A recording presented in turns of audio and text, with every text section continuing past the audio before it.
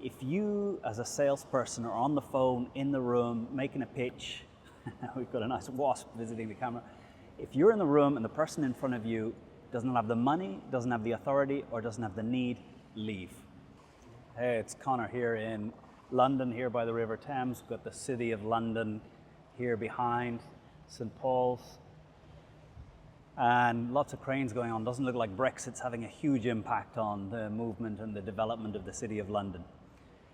I saw a video just today by my friend Rich Mulholland. There's a link up there as a card on sales. And I wanted just to make a video, 3 things that I think are important to be effective as a person who does sales well. Now, 3 things: if the man is not in the room, leave. 2, focus on process, not outcome. And 3, get yourself in the right mental state. Man, if the man is not in the room, M.A.N, money, authority, necessity. If you, as a salesperson, are on the phone, in the room, making a pitch, we've got a nice wasp visiting the camera. If you're in the room and the person in front of you doesn't have the money, doesn't have the authority, or doesn't have the need, leave.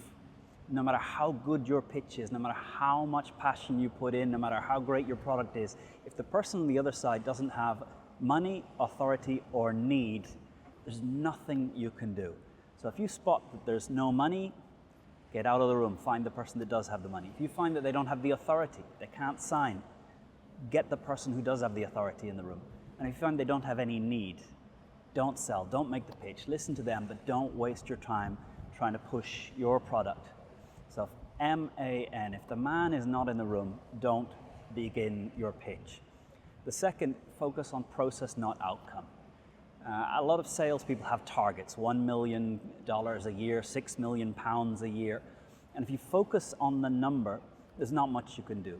But if you focus on the rhythm of calls, meetings, and presentations you need to achieve that outcome, then when you can focus on what can actually make a difference. So for the last 10 years, I have not paid attention to how many dollars or euros I sell. I want to make 20 phone calls on a sales day. I want to pick that phone up 20 times and make those calls. And if you're making that rhythm of calls, you're getting better at calls, you're getting better at meetings, you're getting in front of good people.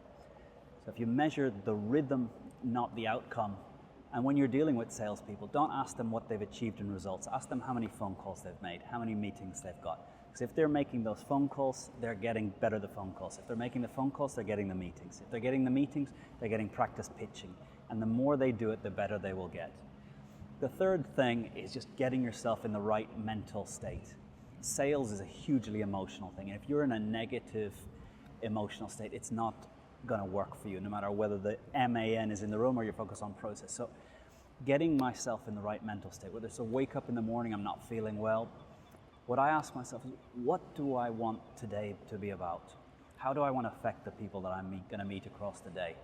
And asking myself that question just helps me see the world of the people that I'm going to meet and think that I want to play a role where, whether I sell or not, the time I spend with each person today improves their life in a little way. I understand them a little bit more. I help them with something. And whether they buy or not isn't the important thing, but that each phone call I make, each person that I meet, each presentation I give, my focus is that I leave every person a little better off in whatever way that matters for them. So for me, getting out of my life and into thinking about what's quality of life for the people on the other end of the phone, what would make their day better? And the moment I do that, I get in the right mental state to pick up the phone and have an enthusiastic phone call where I believe in what I'm sharing. So there's 3 key things. If the man is not in the room, money, authority, necessity, get out of that room. Measure rhythm, not outcomes. Make the number of phone calls and then the outcomes will come.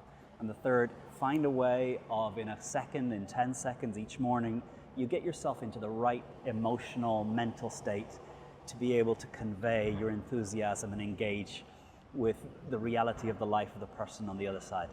So there's 3 ideas of sales. And to me, sales is the most important skill you can learn.